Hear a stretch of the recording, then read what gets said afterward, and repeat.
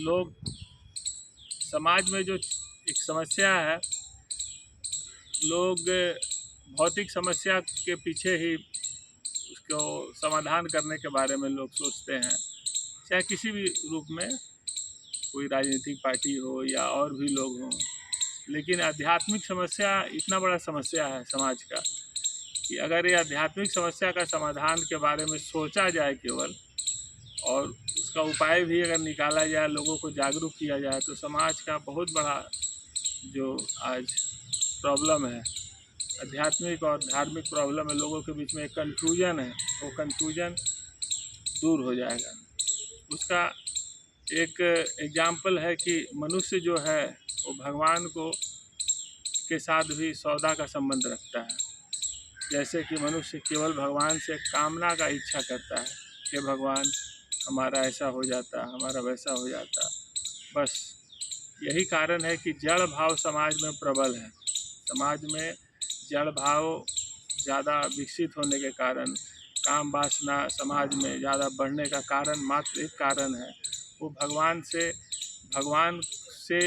एक व्यावसायिक संबंध रखता है कि भगवान आप मेरा ये मनोकामना पूरा करेंगे तो हम आपको ऐसा चढ़ावा देंगे, वैसा देंगे। भगवान तो भौतिक वस्तु का ग्रहण करते नहीं है। भगवान का भोजन है भक्ति, और भक्ति का भाव जब तक मनुष्य के मन में नहीं जगेगा, तब तक समाज का जो आज अधोगति की ओर समाज जो जा रहा, तब तक उससे उबरा नहीं जा सकता है।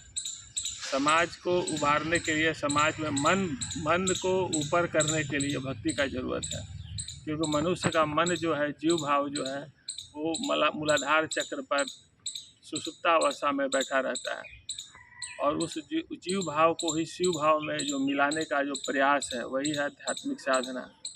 इसके बारे में बहुत कम लोग जानते हैं, या बताया भी गया है बहुत कम लोगों को, और ये बहुत पहले से पृथ्वी पर है। भगवान शिव आए, भगवान कृष्ण आए, भगवान आनंद मूर्ति जी आए, सभी लोगों ने बताया कि जीव भाव को शिव भाव में कैसे मिलाया जाए।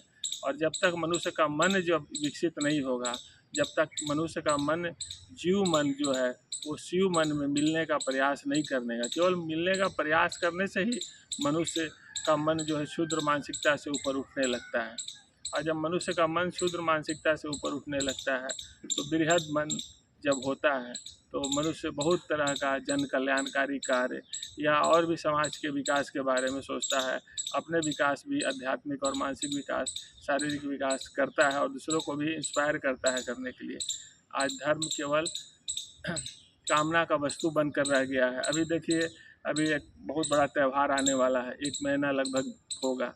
केवल उसमें मनोकामना, हे फलाना भगवान, अगर मेरा ये मनोकामना पूरा हो जाता तो हम इतना पत्र चढ़ाते, इतना फूल पत्र चढ़ाते, इतना माला चढ़ाते, इतना भोग लगाते। भगवान भौतिक वस्तु से कभी खुश नहीं होते हैं। भगवान का भोजन है भक्ति, और वो भक्ति कहाँ होता है? भक्त का हृदय में परमात्मा का वास स्थान है। मनुष्य का शरीर जो है वो मंदिर है, और मनुष्य उसका पुजारी है, और परमात्मा का वास स्थान जो मनुष्य का हृदय है। अपने शरीर और मन को पवित्र करने के बारे में अगर मनुष्य सोचता है, तभी से अपना और समाज का भी विकास हो सकता है। देखिए, 3 कोटि का मनुष्य होता है, 4 कोटि का मनुष्य होता है। पहला होता है जीव कोटि, दूसरा होता है मानव कोटि, तीसरा होता है ईश्वर कोटि, और चौथा होता है ब्रह्म कोटि। तो जीव कोटि के जो मनुष्य होते हैं, वो केवल अपने बारे में सोचते हैं। आप देखिएगा, समाज में बहुत सारे लोग आपको देखने में लगेंगे कि वो आध्यात्मिक और धार्मिक हैं। वो ना धार्मिक है ना आध्यात्मिक है, ना उनको धर्म के बारे में पता है, ना उनको अध्यात्म के। वो केवल अपना सुख चाहते हैं। वो बोलते हैं हमको पीस चाहिए, और पीस के लिए कुछ मेडिटेशन भी सीख लेते हैं। आजकल मेडिटेशन भी एक समाज में व्यवसाय हो गया है। तो वो उनका लक्ष्य, उनका वो जीव कोटि के मनुष्य का स्वभाव होता है कि हम बस इस पृथ्वी पर आए हैं, ईटिंग टू बी मैरी, खाओ पियो और मौज करो। एक गांव देहात में एक कहावत बोला जाता है, उस तरह के जो मानसिकता के लोग हैं उनके लिए कहावत व्यंग बोला जाता है। हम सुंदरी हमर प्रिया सुंदरी दुनिया के लोग बंदरा बंदरी। मतलब हुआ इसका तात्पर्य यही है कि केवल हम अपने सेल्फ सेंटर्ड है। सेल्फ सेंटर्ड फिलॉसफी जो है, सेल्फ सेंटर्ड जो सिद्धांत है, वो समाज में बहुत काफ़ी प्रबल है। जब जब समाज में जड़वाद एक्टिव होता है, जड़वाद जब प्रबल रहता है, बहुत ज़्यादा जब प्रबल रहता है, तो इस तरह के जो इस जीव कोटि के मनुष्य की संख्या जो है ज़्यादा रहती है। जीव कोटि के जब मनुष्य रहेंगे तो सेल्फिश उनको कहा जाता है, स्वार्थी कहा जाता है, वही है जीव कोटि का मनुष्य। दूसरा होता है मानव कोटि। मानव कोटि का जो मनुष्य होता है, वो चूँकि मानव के शरीर में है, उनके मन में है कि हम मानव हैं, कुछ करना है, तो ज़्यादा अपने बारे में, थोड़ा समाज के बारे में सोचते हैं। वो होते हैं मानव कोटि के मनुष्य। उस तरह का बहुत सारा समाज में एनजीओ देखिएगा लोग चलाते हैं। अगर फंड आया तो ठीक है, काम किया, फंड नहीं है तो उनके अंदर में कोई पूरा प्रोफेशनल टाइप के लोग होते हैं। सेवा भाव है लेकिन प्रोफेशनल है। मानव कोटि के मनुष्य ज़्यादा अपने बारे में सोचते हैं और थोड़ा दूसरे के बारे में सोचते हैं। तीसरा हुआ ईश्वर कोटि का मनुष्य। ईश्वर कोटि के मनुष्य का भाव रहता है, हे परम पुरुष, हम इसलिए काम करते हैं कि तुम खुश होते हैं और तुम्हारे खुशी में ही मेरी खुशी है। तो ईश्वर कोटि के जो मनुष्य हैं, वो ज़्यादा अपने शरीर को कष्ट देकर और दूसरे जन कल्याण का कार्य करते हैं। उसमें ज़्यादा दूसरे के बारे में सोचा जाता है। थोड़ा चूँकि मनुष्य है तो उनको अपने जीविकोपार्जन के लिए कुछ चाहिए, थोड़ा अपने बारे में सोचते हैं और ज़्यादा समाज के बारे में सोचते हैं, और समाज के बारे में सोचते ही नहीं, करते भी हैं। उस तरह के मनुष्य को ईश्वर कोटि का मनुष्य कहा जाता है। चौथा होता है ब्रह्म कोटि का मनुष्य। ब्रह्म कोटि का मनुष्य का उद्देश्य लक्ष्य रहता है आत्मोक्षार्थम जगत हिताय च। ब्रह्म कोटि का मनुष्य का मतलब पूरा यूनिवर्स का, पूरा सबका कल्याण के बारे में, और तीनों स्तर पर कल्याण, सामाजिक, मानसिक, शारीरिक और आध्यात्मिक स्तर पर कल्याण के बारे में सोचना, वही होते हैं ब्रह्म कोटि का मनुष्य। क्योंकि भौतिक स्तर पर तो बहुत लोग मदद कर सकते हैं, लेकिन तीनों स्तर पर ये मदद करना, लोगों को जागरूक करना, वो ब्रह्म कोटि स्वभाव के जो लोग होते हैं वही तीनों स्तर पर काम करते हैं। उसमें शारीरिक, मानसिक और आध्यात्मिक, और उनका लक्ष्य रहता है ब्रह्म प्राप्ति, आत्मोक्षार्थम जगत हिताय च। तो इस तरह का समाज में आज जो समाज में जो आध्यात्मिक स्तर पर जो गिरावट है, उसके चलते ही आज समाज जो है कुंठित है। समाज में इतना वैमनस्यता, आपस में इतना बहुत तरह का जो नेगेटिव भाव और तामसिक भाव जो प्रबल है, भू भाव प्रवणता, जिसको जियो सेंटिमेंट कहा जाता है। घर से लेकर विश्व स्तर तक आपको ज़मीन जायदाद के लिए जो लड़ाई है उसको जियो सेंटिमेंट कहा जाता है, भू भाव प्रवणता। भौतिक सेंटिमेंट आप देख ही रहे हैं, धन अर्जन का भाव जो है।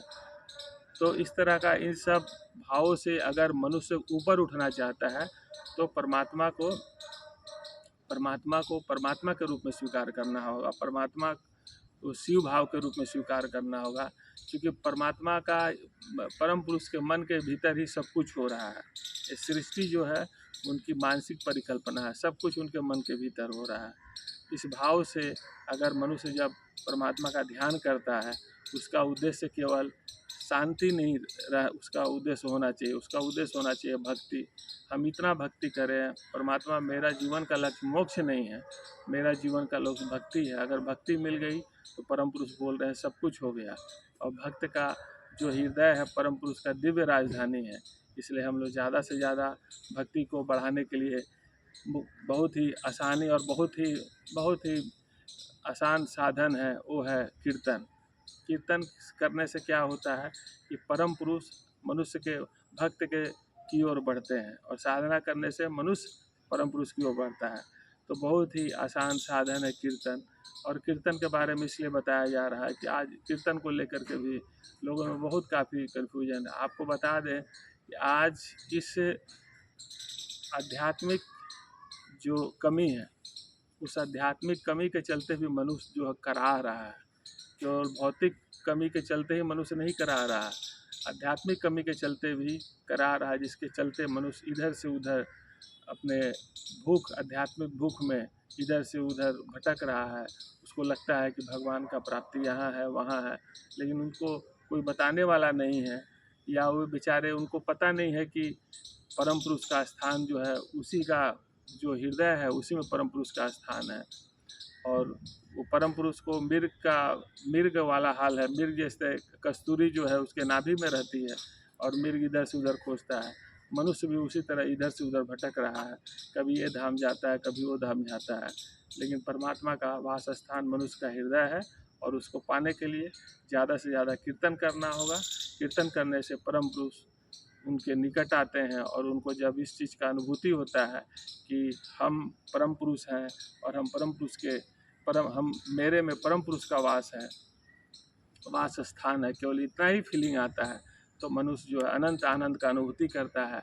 और उसको अनंत आनंद का जब अनुभूति करता है तो उसको 3-4 तरह का लाभ होता है। सबसे पहले तो सेल्फ कॉन्फिडेंस बढ़ता है। जिसका गार्जियन परम पुरुष है, ये फीलिंग केवल आना कि हम अकेले नहीं हैं, मेरा गार्जियन परम पुरुष है, मेरे परम पिता परमेश्वर मेरे मालिक हैं, इस तरह का फीलिंग आना ही बहुत किस्मत वाले लोगों को ये स्वीकार बहुत भाग्यशाली और किस्मत वाले लोग हैं जो इस तरह का प्रयास करते हैं। उन्हीं के अंदर में इस तरह का फीलिंग आता है। जिनका माता पिता सब कुछ परम पुरुष है, इस तरह का फीलिंग आ जाना ही बहुत बड़ा बात है। इससे मनुष्य को का सेल्फ कॉन्फिडेंस बढ़ता है, इनर पीस तो मिलता है। इनर पीस तो बहुत सुख, बहुत ही छोटा चीज़ है। लोग इनर पीस के तरफ इतना एक्टिव लोग हैं।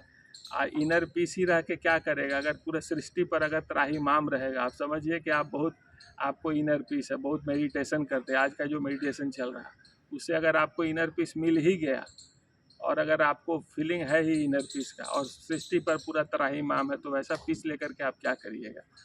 तो इससे जो हम लोग साधना करते हैं, जो विद्या तंत्र का साधना करते हैं, भगवान शिव का, भगवान कृष्ण का बताया हुआ है, जो विद्या तंत्र का राजाधिराज योग का साधना करते हैं, इससे मनुष्य का सर्वांगीण विकास होता है और मनुष्य का जो सतोगुणी जो भाव है वो है, इससे मानव जाति का कल्याण संभव है। आनंद मार्ग सुनील आनंद।